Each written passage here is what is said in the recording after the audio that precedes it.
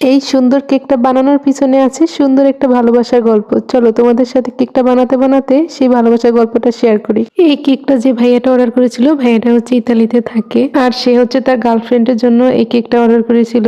আপুটার সাথে নাকি ভাইয়াটার দুদিন যাবত অনেক বেশি রাগ অভিমান চলতেছে। আপু নাকি ভাইয়াকে ব্লক দিয়ে রাখছে, ভাইয়া কোনোভাবেই কন্ট্যাক্ট করতে পারতেছে না আপুর সাথে। তাই সে ভাবছে যে আপুকে আপুর সব থেকে পছন্দের জিনিসটা দিবে। আপু নাকি চকলেট কেক খেতে খুব বেশি পছন্দ করে, তাই হচ্ছে ভাইয়াটা আমাদের কাছ থেকে অর্ডার করেছিল সব থেকে মজার chocolate cake, chocolate moist cake.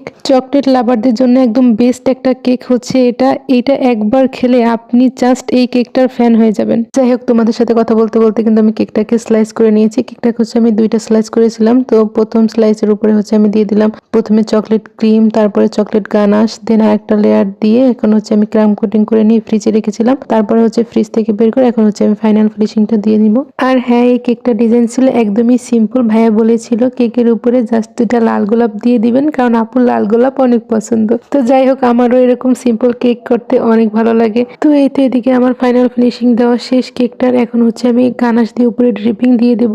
আর কি আর বলবো, এই সময় হচ্ছে কারেন্টটা চলে যায় ড্রিপিং দেওয়ার পরে। দেন আমি কি করব, অফ ক্যামেরাতেই হচ্ছে কেকের চারপাশে গোল্ডেন লিফ দিয়ে দিই, আর হচ্ছে ভাইয়ার মোস্ট ডিমান্ডিং সেই লাল গোলাপ সেটাও আমি অ্যাড করে দিই। আর হ্যাঁ, এই কেকটার রিভিউ কিন্তু মাশাআল্লাহ অনেক ভালো ছিল। আপুটা কেকটা হাতে পেয়ে তো ভীষণ খুশি হয়ে গেছে এবং ফাইনালি তাদের ঝগড়াটাও কিন্তু অবসান হয়ে যায় এবং আপুটা ভাইয়াটাকে আনব্লক করে দেয়। পরে ভাইয়াটা খুশি হয়ে আমাকে অনেক অনেক থ্যাংক ইউ দেয়। যাই হোক, আপনারাও কিন্তু চাইলে আপনাদের প্রিয়জনকে এরকম সুন্দর একটা কেক গিফট করে পাঠাতে পারেন এবং প্রিয়জনকে অনেক অনেক খুশি করে দিতে পারেন।